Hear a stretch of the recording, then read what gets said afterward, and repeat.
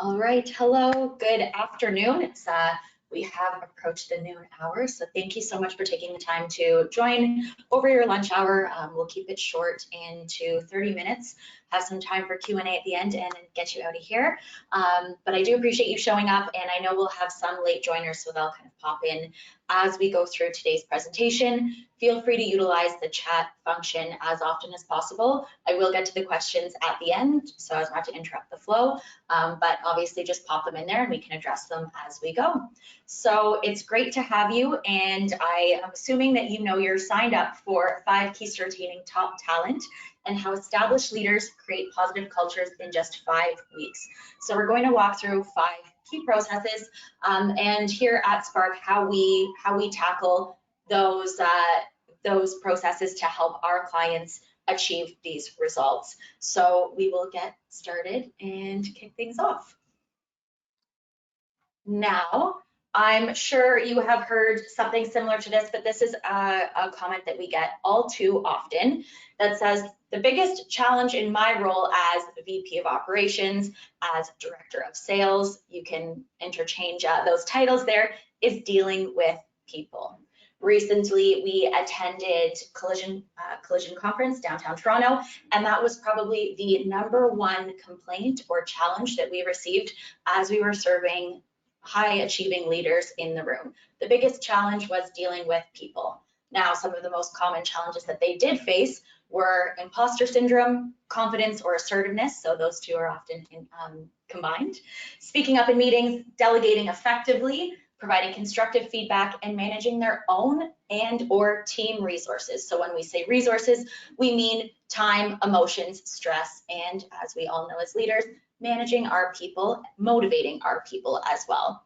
So when we look at the graph on the right here, this pie chart, these are all of the different qualities and traits and competencies that encompass soft skills. Now, when we talk about dealing with people, it's usually within this pie chart where we notice we might not be super strong in one of these skill sets, and that's what we look to strengthen so that we can combat these most common challenges that we see on the left here.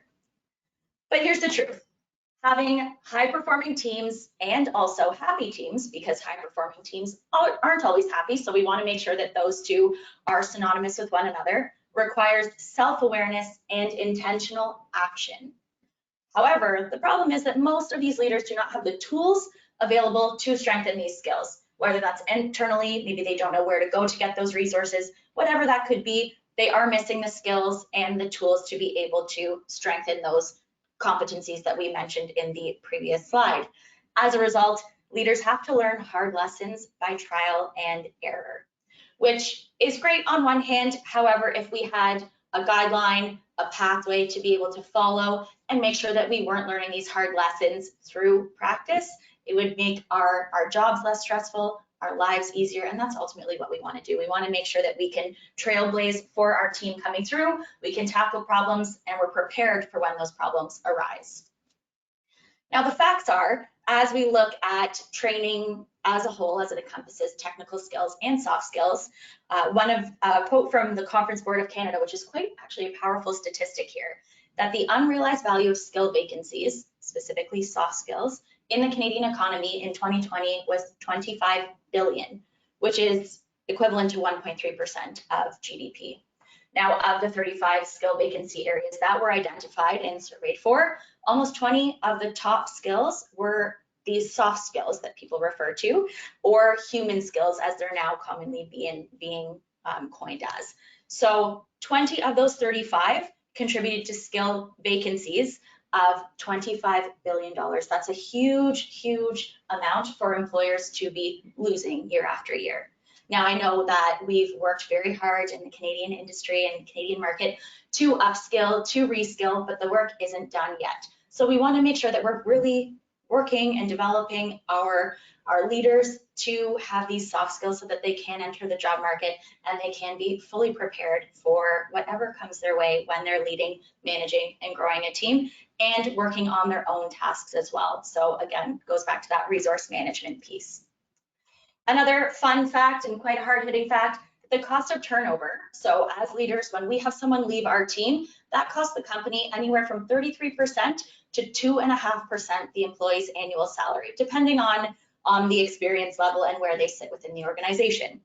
So within this range of having an employee leave and spending an output of money that we're ultimately losing for an employee leaving, usually a great employee, of these numbers, 67% is spent on the soft costs, my apologies. So that's lost productivity from the team. That's errors that are made because the right hand doesn't know what the left hand's doing. That's training time to reskill someone else to come in and pick up the slack for that individual who has left.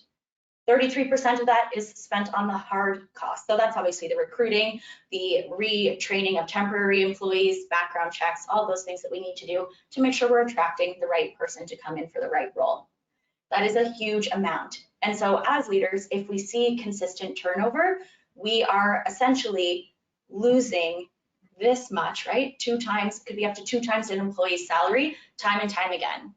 And for leaders, that's, first of all, not a great feeling. We want to make sure that we keep our talent and keep them, develop them as we move through the ranks and they move through the ranks with us. But also we want to make sure that we're keeping money in the organization so that we can continue to offer bonuses and pay for these employees to really have a wonderful standard of living. Now, how we come into play and how we help fix the challenges that we just mentioned, we use principles backed by over 30 years of success-driven results. So that's what led us to create our hallmark training, the SPARK method, that provides our leaders with a proactive and a high-touch approach to learning and development. So we'll get into what that looks like later on in today's presentation, and we'll walk through our step-by-step method to make sure that leaders are having that proactive approach and they're able to navigate any challenges that might come their way, rather than having to go through the trial and error approach, as I mentioned earlier in the presentation today. So in case you're wondering, that is me. I'd like to quickly introduce myself. My name is Kendra Johnson. I am the founder of the Vend Group and of the SPARK method.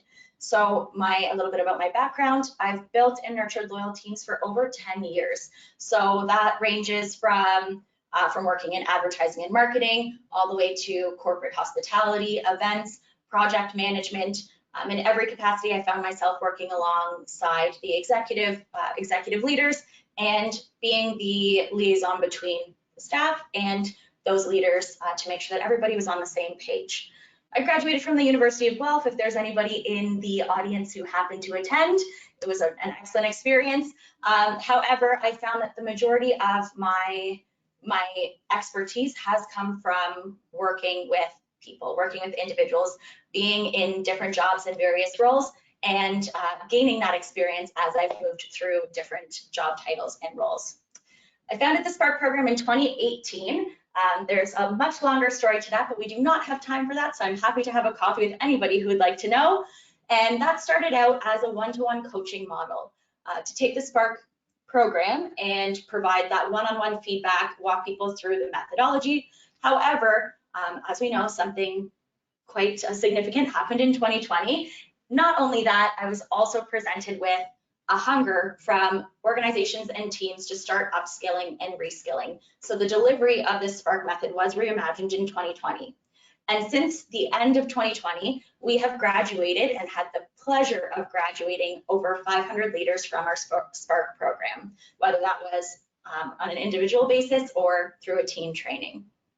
In addition to that, we've run countless sessions, lectures, lunch and learns. We've done keynotes to go in and make sure that we're continuing to provide value and continuing to provide those learning and development resources to our clients and to their wonderful teams. Now, as we look to expand at the Vend Group, I mean, for some of you, this is the first time hearing of us. For others, we are well acquainted, but we are expanding our database and our resource knowledge base to pair with knowledge experts to make sure that we are bringing all of our clients and our audience the most value in so many different areas when it comes to employee engagement, retention, and leadership as a whole. And just a fun fact, something that has helped me in the soft skills department, I've traveled to over 40 countries and have always taken keen interest in the culture and learning and watching how people engage and connect, what causes that immediate resonance and connection, and what causes people to be a little more offstandish. So that's something that is close to my heart, travel, And I hope that some of you also share that same zest for traveling. I know we have somebody on the line here. I would like to quickly introduce Kirsten Tuckey, who is one of our fantastic facilitators, she works on operations, growth, and I have to say she's a formatting guru. She is an integral member of our team, and so I hope all of you will have the opportunity to meet and engage with her in future trainings. Our promise here today through this training and beyond is to provide leaders, so yourselves on this call and those that you can take this away and provide some of these tips to your team, is to provide you with the tools, tips, and reflective exercises that generate, first of all, strong self-awareness, psychological safety, collaboration, and trust within yourselves and within your teams. When we create these strong teams and, first of all, these strong leaders, most importantly, right, everything emanates from within, then we have more efficient communication, higher retention, and increased productivity. So how do we do this? That's what I mentioned at the beginning, is we're going to get into the process today quickly, and we will be going through the 5 keys that are very important when it comes to retaining top talent. So we work through the 5 key pillars that influence behavior and communication. As you can see here, SPARK is an acronym, and we work through each of these pillars very closely with our clients. So the first pillar here is security. We go through security, praise, acknowledgement, respect, and knowledge. And in doing so, we make sure we touch on these 3 different components. So as we move through each of these pillars, we first of all create awareness. It's impossible to take action if you're not aware. So that is the most important piece of the puzzle, is making sure that we're becoming aware of our actions, becoming aware of our behaviors, and becoming aware of how we're perceived by those closest to us. The next is then taking action on that, because we can be aware all we want, but unless we actually take action, that learning is all for nothing. And finally, we look to implement accountability measures. So we do this in various ways, and I'll explain that later on in today's training. But with that action, we really want to make sure it sticks. Our motto is that we'll never just be a binder on the shelf, right? You know, you've gone to some of those trainings and the binder sits on the shelf, you brush off the dust every so often and then continue on. We want to make sure that these are practices and changes, positive changes that are being implemented day in, day out, so that that piece of awareness and that action has a place and it continues to work in this cycle. And that's something that we've really seen our leaders, they've taken accountability for their own learning and development and the own implementation of these practices. So as I mentioned, the first pillar that we work through is security, which really comes down to being aware of your own influences. And when I say influences, I mean this graph down at the bottom here. So when we look at our components of security, we talk a lot these days about psychological security, which is wonderful. We need to make sure that we're comfortable speaking up. We have learning and development opportunities, but there are a lot of things that happen in the back end, because we are, after all, human first, that we might not be privy to as leaders, that maybe we aren't even aware subconsciously are influencing us. So in the security pillar, we look to become aware of our own influences: financial, physical, and emotional, and or mental, right? So what's influencing us in each of those 3 that either drives our behavior or demotivates us in some way? How are we being influenced when it comes to these 3 different components? Then we are better able to identify these influences in others, and we also give you the tools and the techniques to be able to identify those within your team without prying, without crossing any boundaries, without making others uncomfortable. Ultimately, we want to make sure we're checking in with our team to see where we can stop them from either leaving, burning out, or just not feeling fulfilled in the day-to-day. And that also comes from understanding your own unique contributions and those of your team. So in the security pillar, we work through all of these pieces, and I'll give you a perfect example here. One of our graduates, Brian, who found his voice and his place on the team in only 4 weeks or 4 training sessions. So when we first met Brian, he was brand new to the team. He wasn't overly comfortable speaking up in team meetings, and we could tell in the training he was a little reserved. He was coming into a team that was really close-knit and had a very strong kind of family culture to them. And there was a huge office versus field mentality that existed. So the right hand didn't always know what the left hand was doing, and that caused a lot of problems, first of all, with communication, but also with logistics, operations, and impacted the end user at the end of the day. So after our training sessions with Brian, he became much more vocal and assertive, not only in our trainings, but also started to speak up in meetings outside of our trainings. As a company, there was less finger pointing and us versus them between departments, and there was a lot more respect for timelines and deliverables. So that communication blossomed, and they were able to reimagine that delivery timeline so that it worked for everybody based on their priorities and their workload. So Brian's quote here, just to highlight a couple of things there, he felt more integrated with his team. He's grown more confident, and it helped him understand the dynamic of the team as a whole. Overall, he says he thought it was one of the best trainings he's ever been a part of. Now, the second pillar that we look at is praise. And this is quite dense. There are a lot of ways to praise, and there are also a lot of ways that we should avoid praising, because some of those pieces of praise or ways to praise can actually be detrimental and demotivating to our employees and to ourselves. So again, it comes down to understanding our own influences. But I just want to direct your attention to this graph here. So we see on the left-hand side, we have amount of praise. There is such a thing as too much praise, like having too much ice cream. You think you can never get enough, but you can, in fact, have too much or not enough. And on the bottom axis here, we have the quality of praise. So it can be demotivating or it can be motivating. In the top left quadrant, we have too much praise. That's demotivating, which comes off as being disingenuous, right? We want to make sure if we're motivating that there's intention behind it, and that intention is felt by the recipient. In the bottom left-hand quadrant, we have not enough praise, and it's demotivating when it does come. And we're just going to call a spade a spade. That person is probably about to quit. They have one foot out the door because they're not getting any praise, any kind of feedback, positive or otherwise, on their performance. People want to stay where they're valued. The top right-hand quadrant, we have too much praise. That's motivating.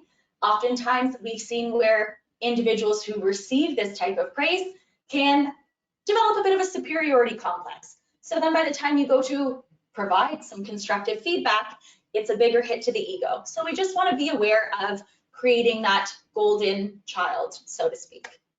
And finally, the bottom right-hand quadrant, we have not enough praise, but it is motivating. And I guarantee you that person is just meeting their expectations, which is great. We obviously want to make sure people are meeting expectations, but ideally we'd like them to go above and beyond. And that's where we look at DUST in the middle there, our star. If you'd like to remember this acronym, DUST stands for direct, unconditional, so that means no conditions, no buts, no anything attached to it, just pure praise, specific, links to a specific action that they've completed really well, and timely. So make sure that it doesn't come 5 months down the road if it happened, back last year, let's say. So keeping it as timely and relevant as possible for best results. Our next pillar is acknowledgement. So this is not to be confused with praise. They are different. They do have different qualities, different ways of articulating both praise and acknowledgement.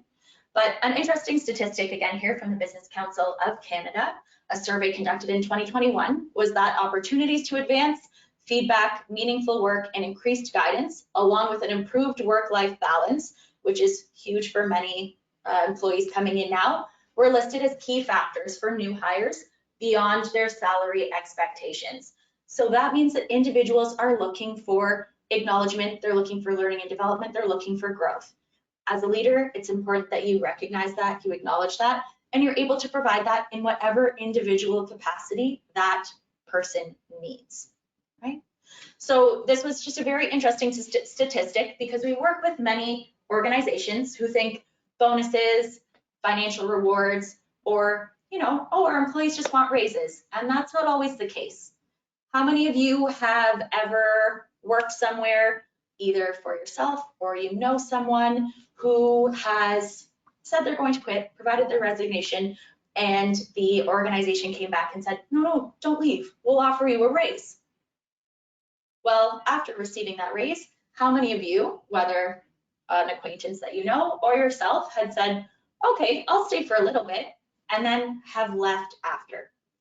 Raises in a context like this can just act as Band-Aid solutions, and that employee, unless this acknowledgement piece and all of these other factors, underlying factors, are addressed, it just becomes a Band-Aid solution and they will eventually leave anyways. Our fourth pillar is respect. So we look at the company values in this pillar, right? We look at company values, we look at individual values, both of which are very important. You see the meme down at the bottom, one to simply not cut and paste culture and values, right? We see big value signs, vision, mission, plastered across organizations' walls, which is wonderful, that it's visible, we can see what's going on, but unless there's actually action taken on those values, aligned action, then it's just a piece of paper on the wall. It may as well be wall art, right? So we really want to make sure that we're addressing how those values are being demonstrated. We have associated metrics to measure standards. It's important. If you want your employees to act as ambassadors, you have to let them know, here's the confines that we play within, right? And here's how we show up for the organization. Here are the values that are important to us and how we want to portray the organization to the end user. It's really, really important. It also helps everybody get on the same page, get that buy-in for the vision of where the company is going, and it makes those mundane tasks more bearable when you know that there's an end in sight, we're working towards this end goal or this bigger picture. The most successful leaders that we've had the pleasure of meeting and knowing actively and visibly live those values, whether it's their own or whether it's those of the organization. Incredibly important, and we've seen leaders do the opposite, and that's lost a lot of respect, trust, and loyalty within their teams. The last pillar that we cover is knowledge, and this is quite a dense pillar, obviously because it's omnidimensional. There are so many different ways that we can dissect knowledge, we can look at knowledge, many different perspectives and vantage points, but these 3 points are the most important, and I want you as leaders, as you continuously move up, perhaps you've moved into a new role, and we forget what it's like to have a first day on the job, fresh out of university. Okay? So as we move through our roles, it's important to reflect back on our own knowledge base and the knowledge base of those that are around us. So the first piece here is knowledge. We know what we know. Technical skills, we know what we know about ourselves, we know what we know about others. For example, I know that I can deliver a presentation. I know that I'm not great with tech. I know about myself that I love puppies, and I know that Kirsten loves to travel, and she also really likes plants, right? So these are things that are solid, that I know. In learning, we know what we don't know. So I can say, I don't know much about email automation. That's a skill that I can learn. Or I don't know what someone's favorite food is, so I can ask them the next time they come over to my house. These are things that we know we don't know and we want to explore and we want to learn about. And then finally, the discovery piece, and this is where things become magical.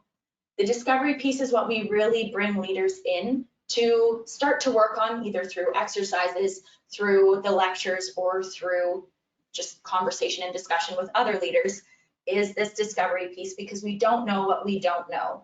And that's essentially what this piece of self-awareness develops into. It's moving through the ranks of, I didn't know that about myself, or I didn't know that about my team member. Now I want to learn more. So you move up to the learning, and now it's knowledge. You know what you know. So very important to look at someone's knowledge baseline, but also for yourself to assess what you know, what you don't know, and start to get curious about what you don't know you don't know. An example of that here is Lanny, who became aware of her own actions and discovered how to create more positive interactions in only one session. So upon entering our session, we had a full half-day workshop with them. And Lanny was a director, had 10 direct reports, and had such a difficult time getting buy-in from her team. She had low morale, low motivation, very high turnover, and she's kind of at her wit's end with that. After the session, she said, you know what, I realized a couple of things about myself, how I'm perceived by others, how I communicate with others, and maybe some things that I shouldn't be doing that are actually demotivating my team. I might be part of the problem. So after that, she changed some of her basic communications. She retained her current team, and we found all this out when we went back a couple months later to run a high-level Spark training for her team of 35, as she was promoted to take over and oversee another department that added 25 direct reports to her team. She received honest feedback with open heart, open arms, and an open mind from her team, and she made the changes necessary. So she became aware, she took that action, and then she was held accountable by her team. So she looked at positive interactions, and tips for having difficult conversations as her key takeaways from our workshop with her. Now, with this awareness piece, and I'll buzz through these, I want to be cognizant of everybody's time, but with awareness, we're looking at reflection, discussion, and application. So if you look on the right-hand side here, this is an example of a graph from one of our training organizations right now, a team that we're working with, and we run self-perception exercises through each of these 5 pillars. We then have the opportunity to analyze the results, compare and contrast within the team to see where strengths lie, where opportunities are for hiring, for upskilling, and where we can lean on each other for support. Then we also understand how to fill those gaps if none of those exist internally. So it's really helpful for stakeholders to take a look at this and say, okay, we have a very well-balanced team, or maybe we should look for someone to come in who's very skilled in X, Y, or Z. Next, we look at the action, something that I've stressed throughout the course of this training, a practical application of the concepts learned, but in a controlled environment. When we learn something new, it can be intimidating to go put it into practice. So we create an incubator where we're able to have these discussions. We're able to test out these theories in a controlled environment where the conversation is monitored. We can have open, honest dialogue because everybody's learning together. What a great way to learn. So then when you actually do take it out, you've practiced. You've been there before, and you're not going by trial and error out in the wild, as we like to say. We're able to have solutions-oriented discussion from real challenges, so leaders that also face the same things. And we can have a co-creation of future solutions, which really helps everybody take ownership over those solutions, over that conversation, and holds them accountable to that. And finally, and most importantly, our accountability. Repetition and practice create positive and permanent habits. So we like to say that we go in and use the grandparent effect, right? So if when you were a kid, if your parents said go to sleep, you'd probably cause a bit of a fuss. But then the second your grandparents say go to sleep, you're in bed sound asleep in 5 minutes. So it's helpful to have a third party, an objective party come in, not only to provide that training, but also to get a bird's eye view of what's happening, to be able to assess those gaps. Sometimes we're too close to it. So when we have someone that can come in and zoom out a little bit, it's incredibly helpful to provide those solutions. Co-creating and co-creation of various different things, whether that's values, whether that's vision and mission, whether that's just, hey, here's how we're going to solve problems, here's how we're going to run our meetings or our performance reviews moving forward, strengthens relationships and generates a sense of purpose. So each person feels like they've contributed in some way. That's very fulfilling. It's also a healthy source of external motivation. Rather than finger pointing and saying you didn't do this or you didn't do that, we're able to have that accountability side by side and motivate one another. We have clients who to this day will say, yeah, at our AGM and our roundtable, we decided to use this exercise because it worked so well for problem solving during our sessions in the Spark training. So we really want to make sure that people are carrying this through long after the training has finished. It also provides, and most importantly, provides different perspectives. So you're able to meet, understand, learn from so many different individuals with different perspectives, experiences, and ways of tackling problems. For our team trainings, we do provide a comprehensive skills and solutions analysis to the stakeholders that comes directly from the team. So we're able to provide them with solutions moving into the next quarter, the next 6 months, the next year that are team driven. So again, teams are able to take ownership. We avoid that executive bottleneck of decision making, and we're able to help them prioritize what initiatives they should tackle first. Now, this morning you probably woke up, maybe you had a coffee, maybe a tea, maybe you went for a run, but I guarantee you interacted with at least one of these different groups of people. Now, on average, the average adult has anywhere from 8 to 23 meaningful interactions daily.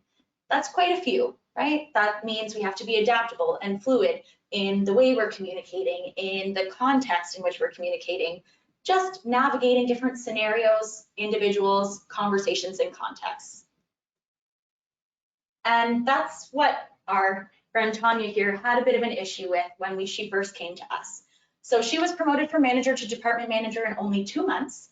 And when we met her, she had the manager title, no direct reports, and she had a very emotional response in meetings or in moving from conversation to conversation. She wasn't able to adapt, and this was self-diagnosed and self-proclaimed, but that was her biggest struggle, was just how do I speak to my team versus senior leadership versus a client?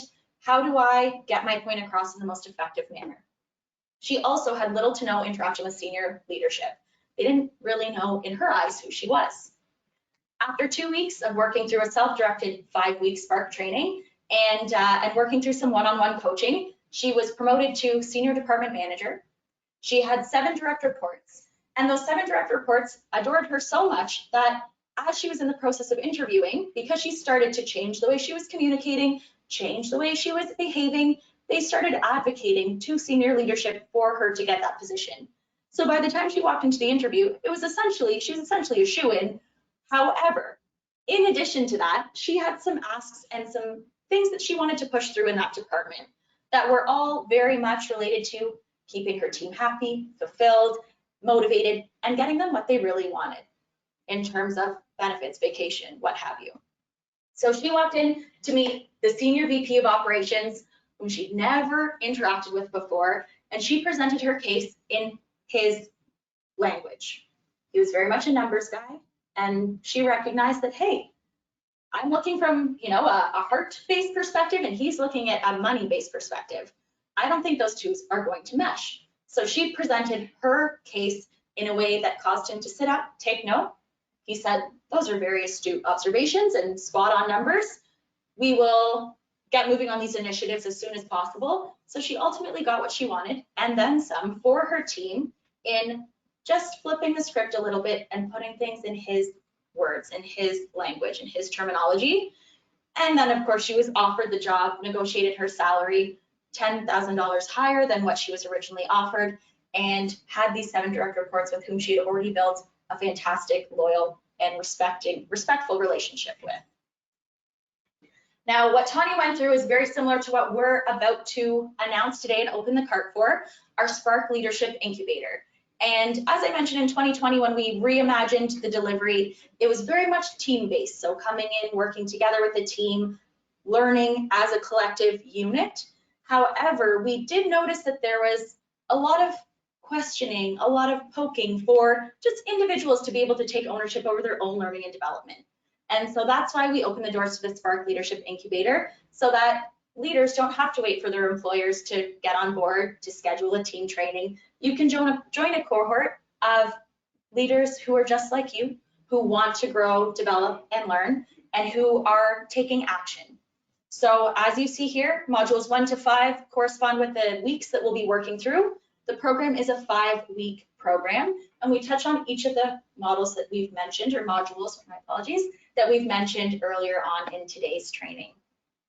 The program structure and what you'll receive over the course of 5 weeks of the Spark Leadership Incubator is weekly 1.5-hour live virtual team training sessions. You'll get a weekly office hour Zoom meeting. So this is basically an open forum. You can come connect with your cohort members. You can ask us any questions and we'll be able to troubleshoot in real time. You have one 15-minute introductory call per participant with the trainer. And we've just added in one 45-minute one-on-one, a solution session with the trainer as well over the course of your Spark Leadership Incubator program. You'll have full access to the Vend group community for past, present, and future program graduates. And throughout the course of training, you'll have access to the trainers either via email or Signal, and during working business hours. We do talk about boundaries and we like to practice what we preach. So it will be within working and designated business hours. However, we will be available to you for in-the-moment problem solving. You'll receive a Spark Leadership and Soft Skill Training Certificate of Completion.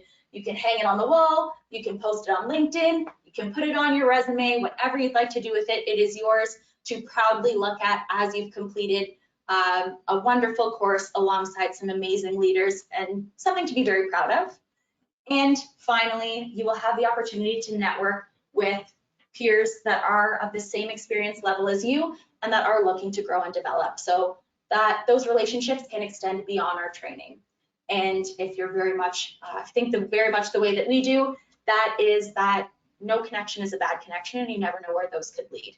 So it's always important to continue to network and networking opportunities are coming back, but we'd like to bring that to you.